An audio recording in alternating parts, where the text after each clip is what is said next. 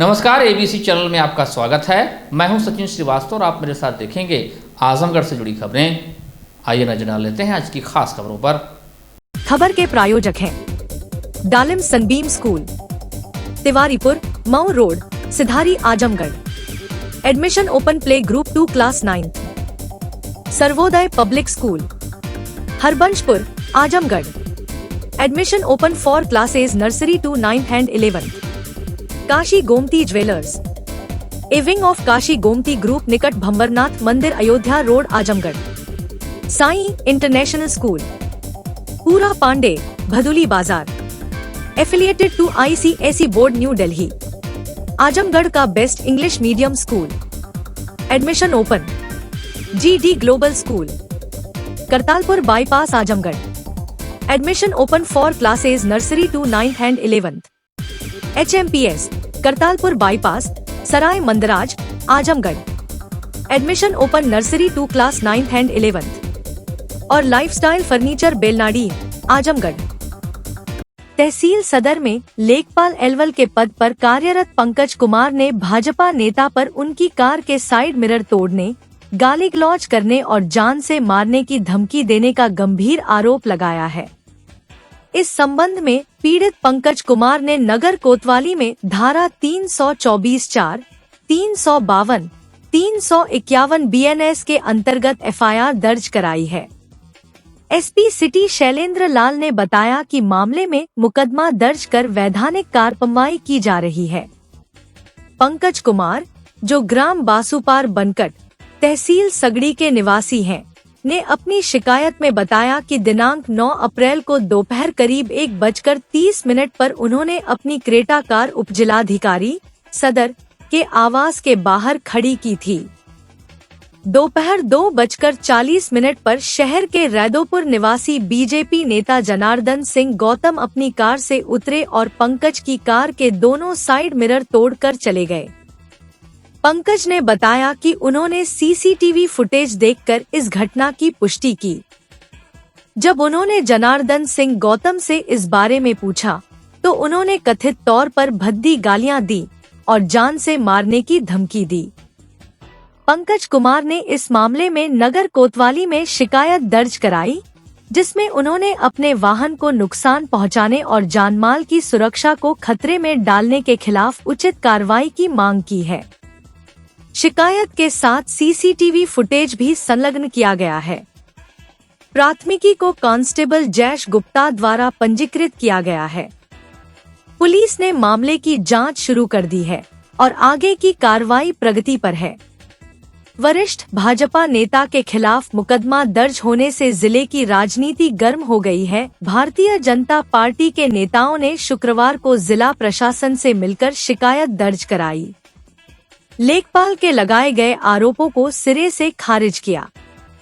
राजस्व विभाग से पंगा लेना भारतीय जनता पार्टी के नेता को महंगा पड़ा। उनके रैदोपुर स्थित आवास, जो कि ऑफिसर्स कॉलोनी के बगल में है, वहां पर सड़क किनारे बड़े बड़े गड्ढे कर दिए गए हैं, जिससे भाजपा नेता को अपने आवास तक पैदल पहुंचना भी मुश्किल हो गया था। शुक्रवार शाम को गड्ढा पाटा गया, जिससे भाजपा नेता को आवास तक जाने के लिए रास्ता मिला। एक लेखपाल के द्वारा पुलिस में आकर ये शिकायत दर्ज कराएगी कि एक व्यक्ति के द्वारा उसकी गाड़ी के शीशे ईंट मारकर तोड़ दिए गए हैं। तो पुलिस के द्वारा इसमें मुकदमा पंजीकृत कर लिया गया है और सारे साक्ष्यों के अनुसार और CCTV फुटेजेस के अनुसार पुलिस इसमें तथ्यात्मक जो भी फैक्ट्स होंगे उसके आधार पर नियमानुसार वैधानिक कार्रवाई करेगी।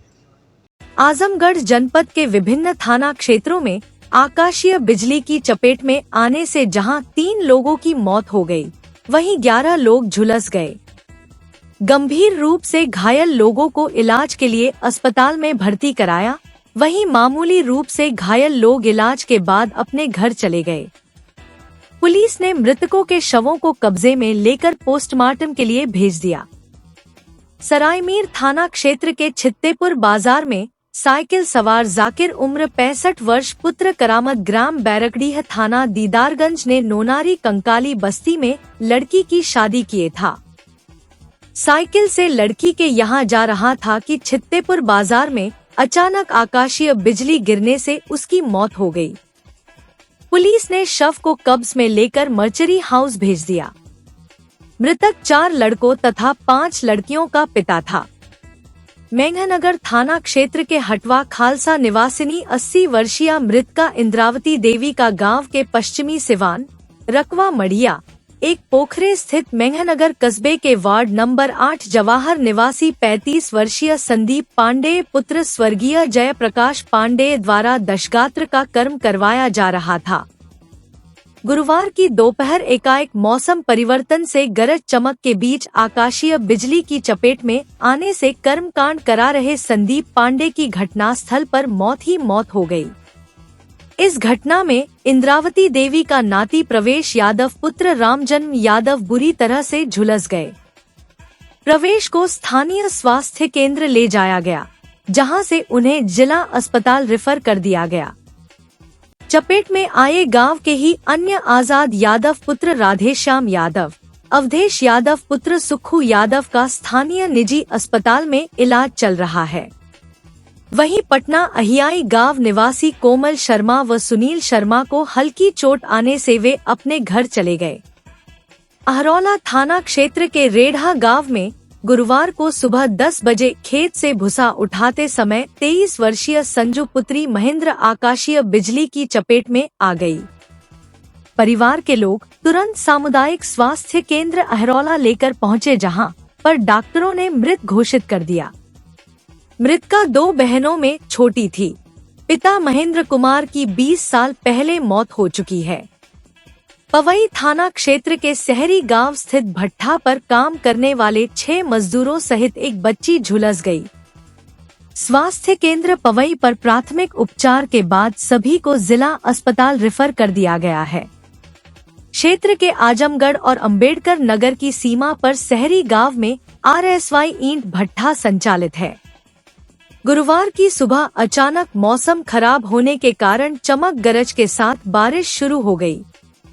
इस दौरान भट्ठा पर काम कर रहे मजदूर आकाशीय बिजली की चपेट में आ गए, जिसके चलते भट्ठा पे काम कर रहे रेशमा देवी, लक्ष्मी देवी, मनीषा, रामबेरी, विजयपाल, पूनम सहित कविता झुलस गई। सभी को एम्बुलेंस द्वारा सामुदायिक स्वास्थ्य केंद्र पवई लाया गया। प्राथमिक उपचार के बाद सभी घायलों को इलाज हेतु जिला अस्पताल भेज दिया गया। एसपी ग्रामीण चिराग जैन ने बताया कि गुरुवार के दिन आकाशीय बिजली की चपेट में आने से 3 लोगों की मौत हुई है। उन्होंने जनपद वासियों से अपील किया कि आकाशीय बिजली से बचने के लिए समय रहते सुरक्षित स्थान पर चले जाएं और अपने मोबाइल पर दामिनी ऐप डाउनलोड कर लें। आकाशीय बिजली के आधे घंटे पूर्व आपको आपके माध्यम से सूचना मिल जाएगी, जिससे समय रहते सुरक्षित स्थान पर पहुंचकर बचा जा सकता है। कल दिनांक 10 अप्रैल 2025 को आजमगढ़ जनपद में 3 व्यक्तियों की आकाशीय बिजली गिरने से दुर्घटनावश मृत्यु हो गई है। साथ ही भारत सरकार द्वारा दामिनी ऐप का लॉन्च किया गया है, जिसमें 30 से 40 किलोमीटर के अंदर अगर बिजली गिरनी होती है तो उसको पहले से ये सूचना दे देता है। तो इसलिए आप लोगों से अनुरोध है, सभी लोग दामिनी ऐप को डाउनलोड कर लें और उसका अलर्ट जारी कर दें अपने मोबाइल में, जिससे कि आपको पूर्ववत सूचना प्राप्त हो सके। प्रतिष्ठित रमा मल्टी स्पेशियलिटी हॉस्पिटल एवं ट्रॉमा सेंटर ने मरीजों के स्वास्थ्य लाभ के लिए अपनी सुविधाओं में इजाफा किया है। इस बार हृदय रोगियों के लिए वरदान साबित होने वाले आकस्मिक रोग विभाग की शुरुआत की गई, जिसका शुभारंभ सदर सांसद धर्मेंद्र यादव द्वारा किया गया। इस लोकार्पण के दौरान विधायक दुर्गा प्रसाद यादव, नफीस अहमद आदि की मौजूदगी में जनपद के कई बुद्धिजीवी, चिकित्सक, अधिवक्ता व नामचीन हस्तियों का जमावड़ा रहा।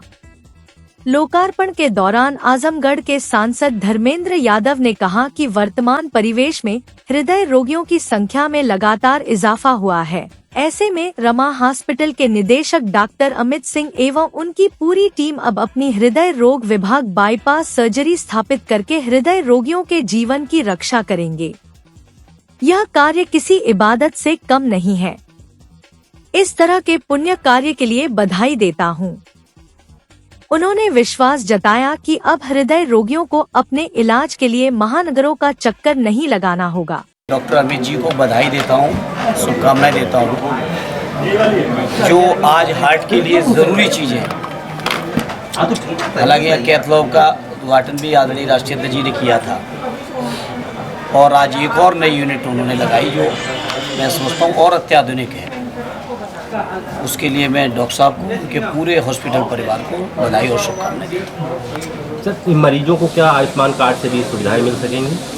नहीं, बिल्कुल मिलेंगी, वो तो इम्पेनल्ड है, हॉस्पिटल मिलेंगी। तो ऐसे में ये चीज़ें देखने में प्राइवेट हॉस्पिटलों में आयुष्मान की सारी व्यवस्थाएं होती हैं मगर मिल नहीं पाती हैं, मरीजों को समस्याओं का सामना करना। आयुष्मान कार्ड में क्या कमी देखिए, इस बात को लेकर सदन में भी यह चर्चा हुई थी और इस मुद्दे को उठाया था और मैंने उस समय भी कहा था कि स्कीम ठीक है लेकिन स्कीम को इम्प्लीमेंट करने की जो जगह है वो खुद में बीमार है।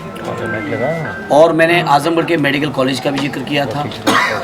जो तमाम एम्प्लॉयज़ हैं उन एम्प्लॉयज़ के सामने जो चुनौतियाँ परेशानियाँ हैं उसकी भी चर्चा की थी। तो हम समाजवादी लोग जहाँ भी जैसे भी संभव हो सकता है जनता के हितों में अपनी आवाज़ को उठाते हैं और उठा रहे हैं और उठाएंगे। वहीं विधायक दुर्गा प्रसाद यादव ने कहा कि डॉक्टर अमित एवं उनका पूरा परिवार समाज सेवा में हमेशा आगे रहा है, जिसके कड़ी में ही हृदय रोगियों के लिए विभाग स्थापित कर नामचीन चिकित्सकों द्वारा सस्ता इलाज कर लोगों के दुखों को कम करने का कार्य किया जाएगा, जो परोपकार से कम नहीं है।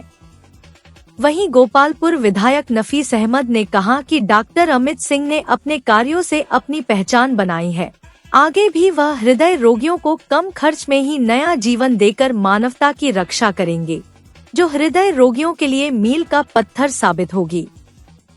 इस दौरान doctor Rambachan Tripathi, doctor Manisha Tripathi, doctor Furqan Ahmad, doctor Tyagi ने भी रमा हॉस्पिटल के निदेशक डॉक्टर अमित सिंह को बधाई दिया और इस व्यवस्था की सराहना की। आगंतुकों के प्रति आभार प्रकट करते हुए अंत में रमा हॉस्पिटल के निदेशक डॉक्टर अमित सिंह ने कहा कि हृदय रोगियों के जीवन में अचानक समस्याएं आती है, उन्हें उस समय त्वरित उपचार की आवश्यकता होती है। इसी को ध्यान में रखते हुए हृदय रोग विभाग बनाया गया है ताकि हृदय रोगियों के जीवन की सुरक्षा हो सके। इस अवसर पर नामचीन विधिवेत्ता व हॉस्पिटल के संरक्षक advocate Shatrughan Singh, Pramod Singh, Amrit Robin, Avinash Singh, doctor Neeraj Sharma, doctor Dheeraj Patil, doctor Sharad Mishra, doctor R P. Singh, doctor Vinay Chauhan, doctor Anoop Singh Yadav, doctor Rajaram Yadav, doctor Tahir, doctor Farhan, doctor Taufi, doctor Pravesh Singh, doctor खुशबू सिंह आदि मौजूद रहे।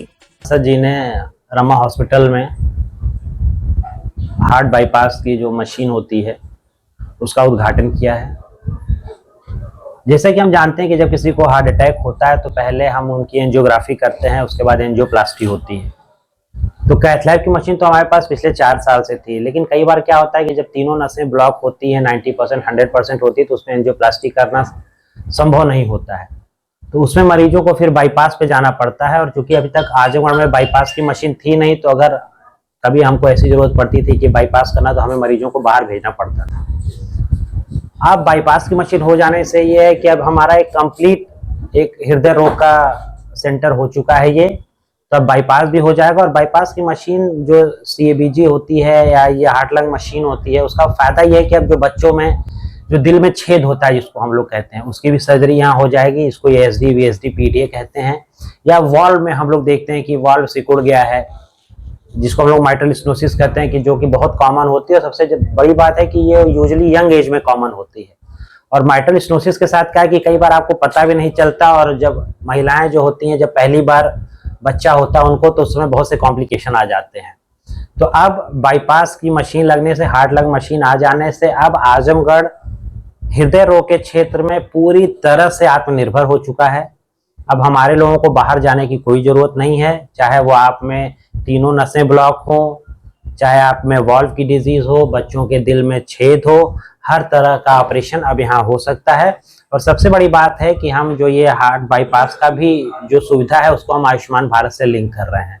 तो आप जिन लोगों के पास आयुष्मान कार्ड है, आयुष्मान कार्ड धारक जो है, वो भी चाहे वो छल्ला डालना हो दिल की नसों में, चाहे पेसमेकर लगवाना हो, चाहे बाईपास सर्जरी करवानी हो, चाहे वॉल्व चेंज करवाना हो, चाहे बच्चों के दिल में जो छेद होता है उसका ऑपरेशन करवाना हो, सब सुविधाएं हम आयुष्मान से भी देंगे। और जितना कॉस्ट बनारस या लखनऊ जाके लोग करवाते हैं उससे भी बहुत कम कॉस्ट में हम इसको अपने शहर के लोगों को उपलब्ध कराने की पूरी कोशिश करेंगे। जिले में पहली मशीन प्लांट की गई।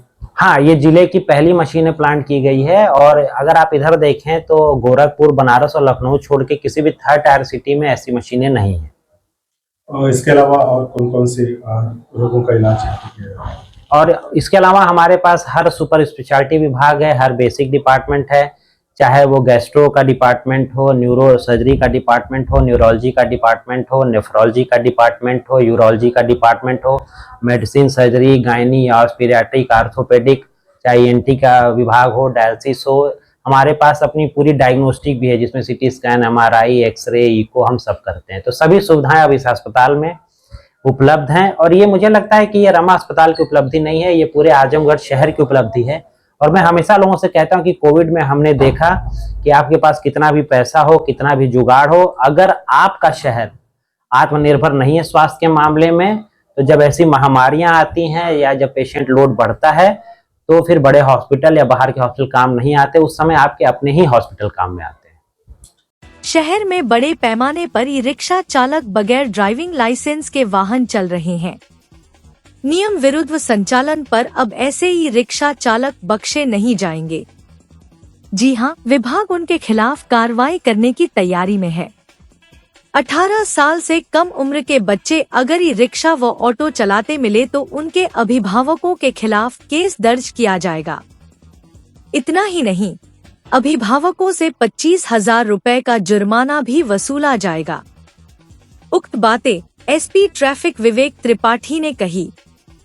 उन्होंने कहा कि शासन के निर्देश पर पुलिस चौराहों और स्कूलों के आसपास निरंतर यह चेकिंग अभियान चलाएगी।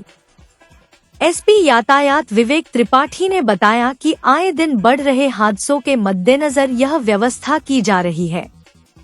18 साल के कम उम्र के बिना ड्राइविंग लाइसेंस वाले बच्चे वाहन नियंत्रित नहीं कर पाते, इसलिए हादसे होते हैं।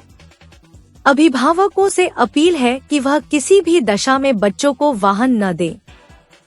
बच्चे वाहन चलाते मिले तो मोटर वाहन यान अधिनियम की धारा 199 के तहत कार्रवाई की जाएगी। अभिभावक व वाहन स्वामी के विरुद्ध मुकदमा दर्ज किया जाएगा। अभिभावकों पर 25,000 रुपए तक जुर्माना लगेगा। साथ ही 12 महीने के लिए वाहन सीज कर दिया जाएगा। उन्होंने बताया कि अपराध करने वाले बच्चे 25 वर्ष तक की आयु के लिए लाइसेंस प्राप्त करने के लिए अपात्र घोषित किए जाने का प्राविधान है। उन्होंने बताया कि रिक्शा चालक व ऑटो चालकों का नंबर और वाहन स्वामी का नंबर दर्ज किया जा रहा है। साथ ही उनका आपराधिक रिकॉर्ड भी खंगाला जा रहा है, ताकि भविष्य में कोई घटना घटित हो तो पुलिस आसानी से उसे पता लगा ले। जैसा कि आप अवगत हैं, मुख्यालय के निर्देशों के क्रम में वरिष्ठ पुलिस अधीक्षक आजमगढ़ महोदय द्वारा ये निर्देशित किया गया है कि ऐसे ई रिक्शा जो पंजीकृत ना हो, ऐसे ई रिक्शा जो नाबालिग व्यक्तियों द्वारा चलाए जा रहे हों, बच्चों द्वारा चलाए जा रहे हों, या ऐसे ई रिक्शा जो तकनीकी रूप से सही ना हो, जैसे उसमें लाइट ना हो और सुरक्षा को खतरा हो, इनका चालान किया जाए। इस संबंध में वरिष्ठ पुलिस अधीक्षक महोदय के निर्देशानुसार अभी तक प्रभावी चालान की कार्रवाई की गई है। उस पर जो चालक है उसका नंबर लिखवाया जा रहा है, जो ओनर है उसका नंबर लिखवाया जा रहा है। इससे पारदर्शिता बढ़ेगी और इससे ये सुनिश्चित हो सकेगा कि कोई भी आपराधिक कृत्य किसी जन सामान्य के प्रति न घटित हो, और इनके इस दुर्भाग्यवश हो जाता है तो हम उसको ट्रेस कर पाएँ कि किस वाहन पर आपराधिक व्यक्ति सवार थे। यह भी सुनिश्चित किया जाएगा कि कोई भी वाहन चालक ऐसा न हो जिसका आपराधिक इतिहास हो और वह कोई आपराधिक घटना कारित कर सके। नाबालिगों के संबंध में जो प्राविधान है वो यह है कि पहले तो उस गाड़ी को सीज किया जाएगा, दूसरा उसके परिवार को जो उसके माँ बाप हैं उनके विरुद्ध 25,000 रुपये का जुर्माना लगाया जाता है और जो मालिक है उसका जिसने चलाने के लिए दिया है उसके खिलाफ भी कार्रवाई की जाती है। आजमगढ़ जिले के तरवा थाने में सनी की सुनियोजित हत्या की गई है। कारण कि पुलिस तरवा थाने से मात्र 500 मीटर दूरी पर तरवा सामुदायिक स्वास्थ्य केंद्र है। आजमगढ़ और तरवा के बीच मेडिकल कॉलेज है, उसमें सनी को नहीं ले गए, सीधे सनी को मोर्चरी में ले जाकर रख दिए।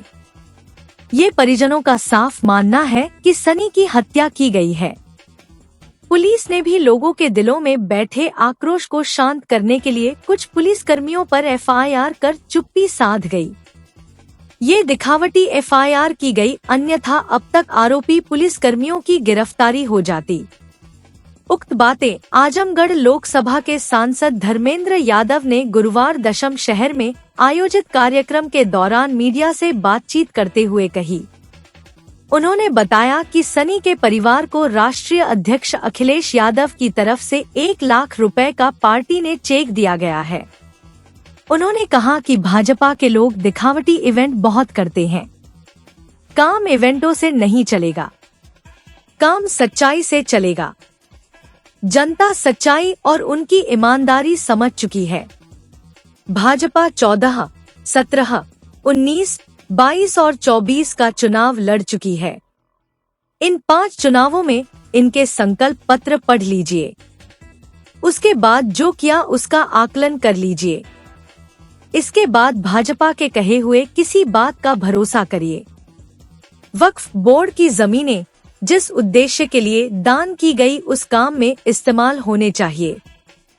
सरकार को इसमें कोई दखलंदाजी नहीं करनी चाहिए। हम लोगों ने सड़क से लेकर संसद तक अपनी बात को रखा। जिनकी बैसाखियों पर सरकार ने इस बिल को पास किया है, उन प्रांतों की जनता समर्थन करने वालों को सबक जरूर सिखाएगी, चाहे वो बिहार, आंध्र प्रदेश या फिर उत्तर प्रदेश का छोटी सी जगह ही क्यों न हो। उन्होंने कहा, इस बिल के विरोध में हम सभी सर्वोच्च न्यायालय में गए हैं। उम्मीद है कि जिस प्रकार का यह संविधान विरोधी बिल है, निश्चित तौर पर न्यायालय में स्टैंड नहीं करेगा, न्यायालय इसे खारिज करेगा। उन्होंने कहा कि भाजपा के कई मुंह हैं, ये अलग अलग मुंह का अलग अलग समय पर इस्तेमाल करते हैं, समय के हिसाब से अलग अलग भाषा बोलते हैं। इनकी नियत मुस्लिम भाइयों की जमीन व दलित समाज का आरक्षण छीनने की है। वहीं आयुष्मान योजना पर भी जमकर निशाना साधा। कहा कि सरकार के जो इलाज कराने के स्थान हैं, वो खुद ही बीमार है।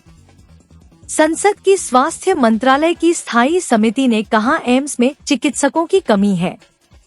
साथ ही लखनऊ, आजमगढ़ सहित अन्य जिलों में मेडिकल कर्मचारियों की कमी है। कहा कि संविदा कर्मचारियों को तो मानदेय भी समय से नहीं मिल रहा है। सरकार लगातार विद्यालयों को कमजोर कर रही है।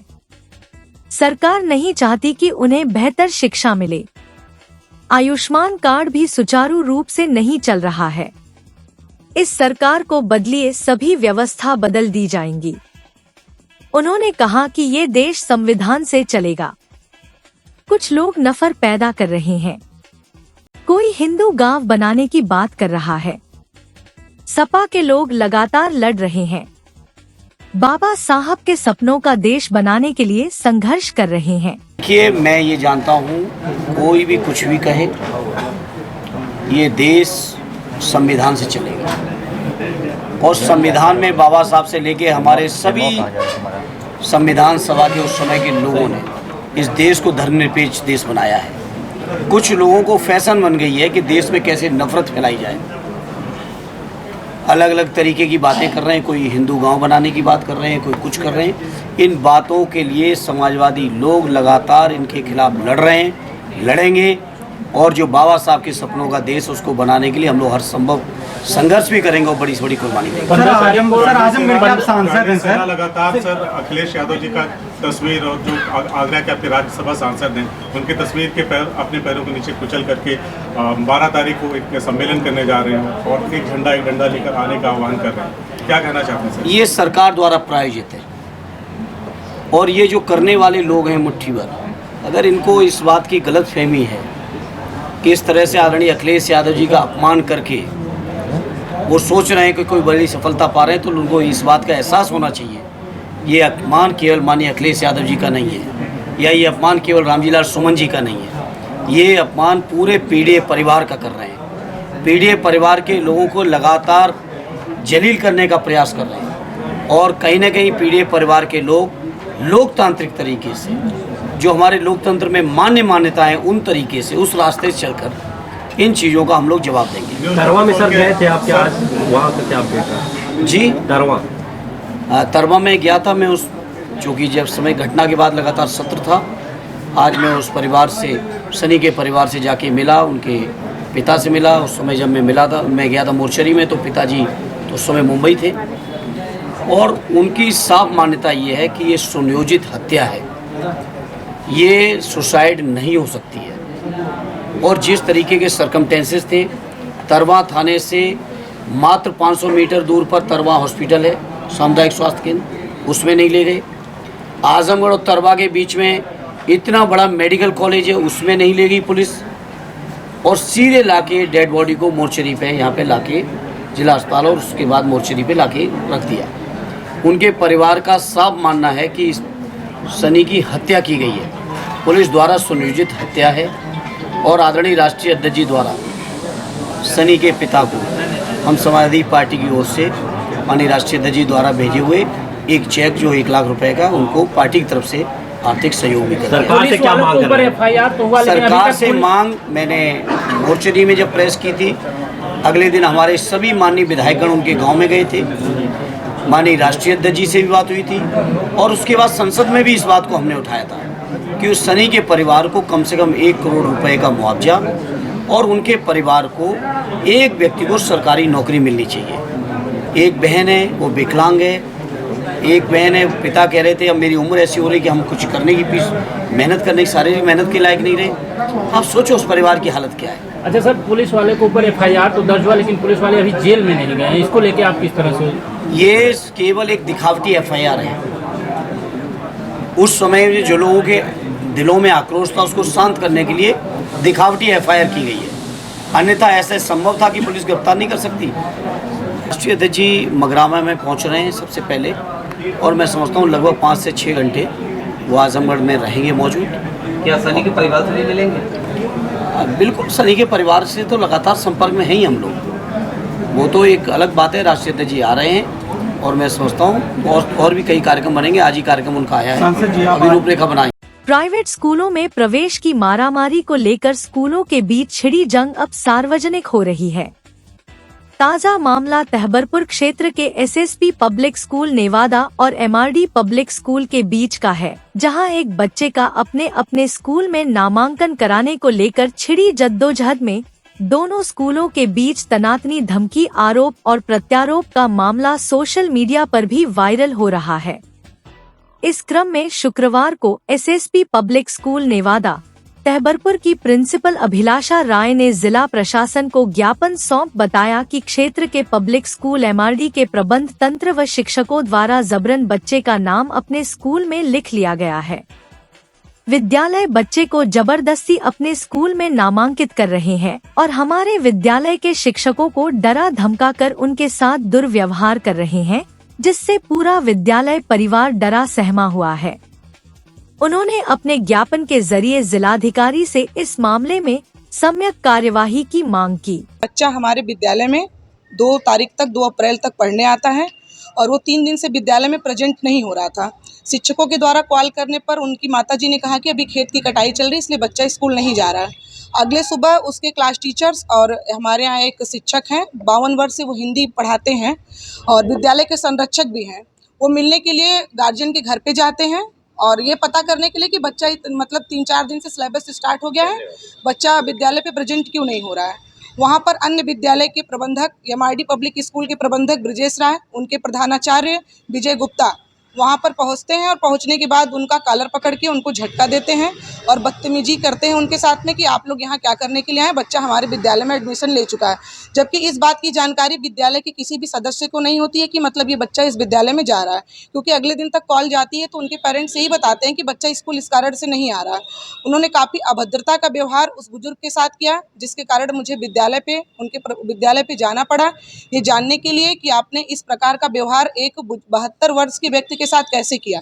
जहाँ पर तमाम चीज़ें क्रिएट हुई, जो कि मेरा उनसे व्यक्तिगत निजी तौर पर कोई भी मतलब उनसे मुझे कोई समस्या नहीं निजी तौर पर, लेकिन हमारे अध्यापक इस घटना चक्र के बाद से काफ़ी भयभीत हैं कि मतलब भविष्य में अगर कोई भी दुर्घटना होती तो इसके टोटल जिम्मेदार ब्रिजेश राय, MRD पब्लिक स्कूल के प्रबंधक और उनके प्रधानाचार्य विजय गुप्ता हैं।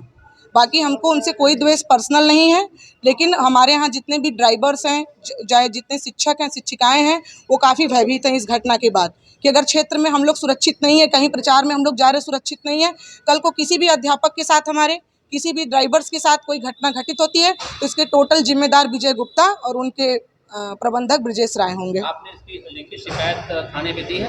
नहीं सर, हमको विद्यालय चलाना है, हम लोग इस चीज़ों में बिल्कुल उलझना नहीं चाहते हैं कि हम लोग थाने पे जाएं, मारपीट करें। मैं विगत 10 वर्षों से संस्था में कार्य कर रही हूं और मेरा ये सर प्रोफेशन नहीं है, ये पैशन है।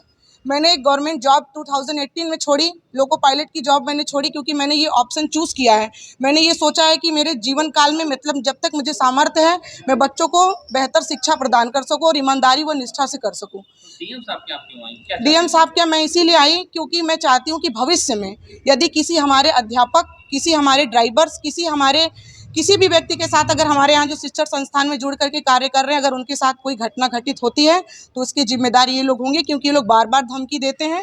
तो इसलिए मैं डीएम साहब के आई हूँ कि वो इस सारी चीज़ों को देखें और संज्ञान में लें, जिससे हम लोग सुरक्षित महसूस हो सके, हमारा विद्यालय पूरी तरह से सुरक्षित रहे। Dalim Sunbeam School, Tiwaripur, Mau Road, Azamgarh. Admission open for new session, play group 2 class 9।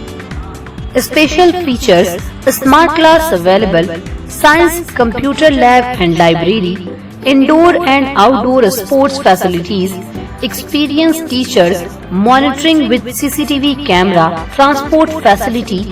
Give your child a quality education. Dalim Sunbeam School, Tiwaripur, Mau Road, Azamgarh. Sai international school, जहां हर दिन एक नई शिक्षा की शुरुआत है। Modern education system, smart classrooms, expert teachers और एक ऐसा एनवायरनमेंट जहां हर बच्चा अपने सपने सच करता है। पढ़ाई के साथ साथ स्पोर्ट्स, आर्ट और एक्स्ट्रा एक्टिविटीज। आजमगढ़ का बेस्ट इंग्लिश मीडियम स्कूल, जहां हर बच्चे को मिलता है परफेक्ट एजुकेशन। एडमिशन ओपन आज ही जुड़े साई इंटरनेशनल स्कूल से, जहां हर कल नई उम्मीद के साथ रोशन होता है। Kashi Gomti jewellers, a wing of Kashi Gomti group, निकट भंवरनाथ मंदिर, अयोध्या रोड, आजमगढ़।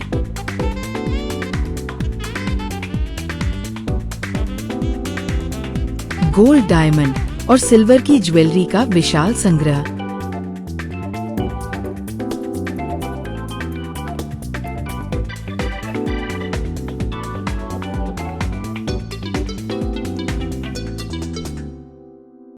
शादी के गहनों का संपूर्ण पैकेज मात्र 1,51,000 रुपए में। शुद्धता की 100% गारंटी।